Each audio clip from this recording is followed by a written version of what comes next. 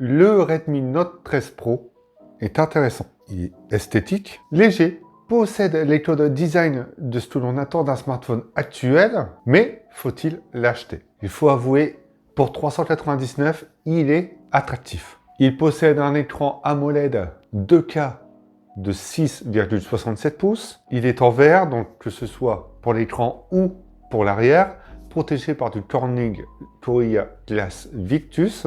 On a un processeur de chez Qualcomm, le Snapdragon 7S Gen 2, avec 8 Go de RAM et 256 Go de stockage, ou 12 Go de RAM et 512 Go de stockage non extensible pour les deux. 3 caméras dont la principale est de 200 mégapixels, capable de filmer en 4K 30 fps. Une batterie de 5100 mAh avec chargeur fourni de 67 watts. Haut-parleur stéréo, Wi-Fi 6, Bluetooth 5.2, NFC, 5G et double SIM. Et pour terminer, il est IP54. Enfin bref, pour le prix, il a tout ce que l'on attend de lui en termes de composants.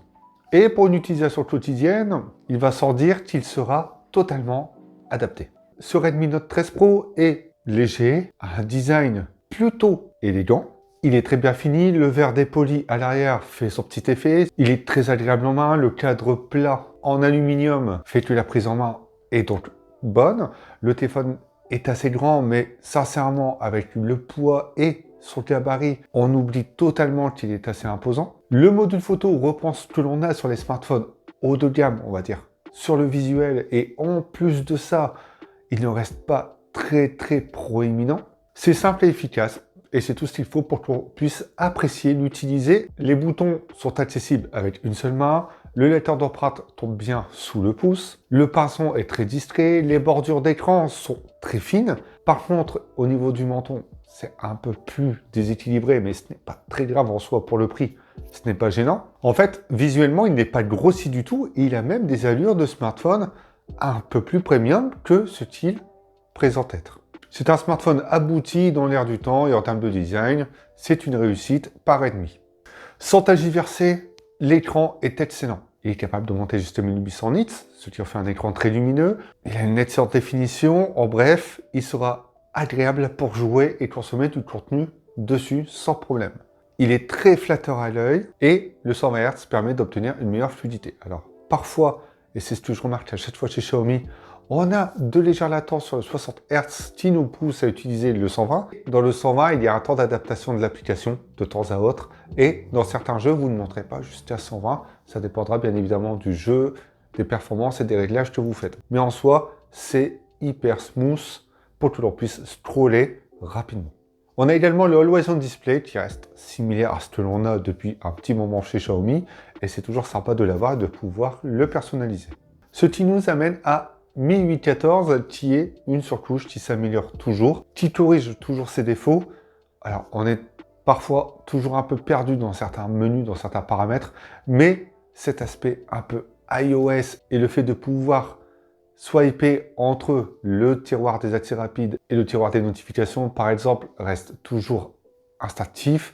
Le trait des applications par catégorie, enfin soit, c'est une bonne interface et j'apprécie de plus en plus l'utiliser. En plus de ça, elle est toujours aussi personnalisable. C'est une très bonne chose.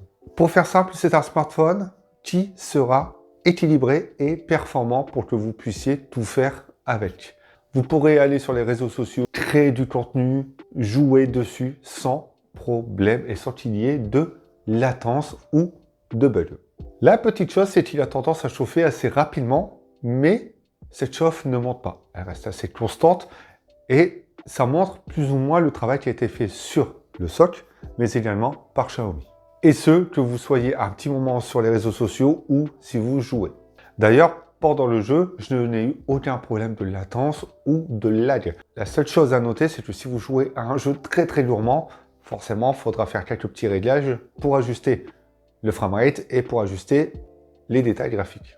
C'est donc un smartphone polyvalent sur lequel vous pourrez compter sur le stockage, sur les performances globales et sur l'équilibre. Je parle d'équilibre parce que plus on l'utilise, plus on va consommer de l'énergie et forcément, ça pompe sur la batterie. Et l'autonomie de ce Redmi Note 13 Pro est vraiment pas mal. Elle reprend ce que Redmi fait depuis un petit moment et reste un très bon point puisqu'on peut faire plus de la journée si on l'utilise de façon polyvalente, et vous ferez la journée si vous êtes très gourmand, si vous jouez beaucoup et si vous passez énormément de temps à utiliser la caméra, à jouer, à aller sur les réseaux sociaux, à rester en 5G, etc. Et pour la charge, comptez entre 40 et 50 minutes, ce qui est encore une fois très bien pour un smartphone à moins de 400 €. Concernant la photo, on a un capteur de 200 mégapixels, le capteur principal, grand angle. On a un capteur de 8 mégapixels pour l'ultra grand angle et un capteur 2 mégapixels pour le macro. Cette fois, c'est vraiment dommage qu'il y ait un capteur macro. Un téléobjectif au moins x2, x3 aurait été beaucoup plus intéressant. C'est un problème que l'on a sur beaucoup de smartphones milieu de gamme, mais cette fois-ci, au vu de ses performances, du travail fait par Redmi, ça gâche un peu l'expérience. On a également un capteur de 16 mégapixels pour les selfies. La caméra principale est un capteur de chez Samsung avec une stabilisation OIS. Ce qui veut dire que la plupart des photos seront stabilisées, mais également pour la vidéo. Les photos sont très correctes. En général, surtout de jour, on n'a aucun problème. On a une bonne ambiance de scène. Les photos sont un peu trop contrastées. On a toujours cette ambiance également un peu terne qui est à l'image de ce que Xiaomi et Redmi proposent depuis un petit moment sur cette gamme. Mais dans les faits, la restitution, l'ambiance et le pitié sont assez bons. Le mode 200 mégapixels vous permettra de capturer un peu plus de détails, un peu plus de couleurs, mais à l'œil et sur le smartphone, ça se voit pas énormément. Il faudra zoomer dans le cliché de 200 mégapixels, puisque oui, avec le nombre de pixels augmenté, vous pourrez mieux zoomer, mais en soi, de légères améliorations, pas plus. Il y a un flou léger sur les angles des clichés pris avec le capteur ultra grand angle, mais en soi, on s'attend à ce que l'on doit s'attendre, c'est moins détaillé, c'est un peu plus lissé, l'ambiance est un peu plus terne, enfin soit, c'est un capteur ultra grand angle. Par contre, entre le capteur principal et le capteur ultra grand angle, il y a une différence d'ambiance. Les photos seront généralement plus froides avec l'ultra grand angle et plus chaudes avec le capteur principal. Et ça se voit surtout sur la balance des blancs, où c'est légèrement plus jaunâtre sur le capteur principal et légèrement plus bleuté sur le capteur ultra grand angle.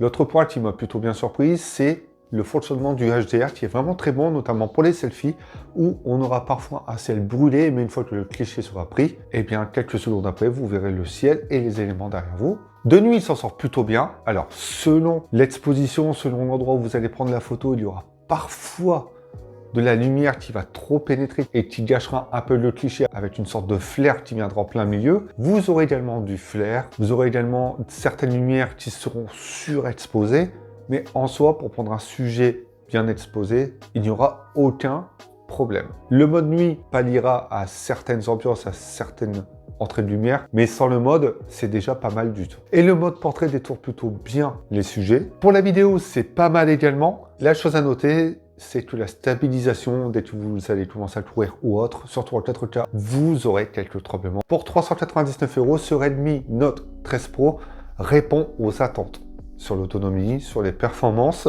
sur le design et sur la photo. Et possède la polyvalence que l'on souhaite avoir. Redmi continue donc son ascension sur le positionnement rapport qualité-prix sur le marché du milieu de gamme. C'est plutôt réussi et c'est convaincant. Cette vidéo est maintenant terminée. Si vous avez des questions, n'hésitez pas dans l'espace commentaire. Vous pouvez également aller checker les autres contenus concernant Redmi, Xiaomi sur la chaîne.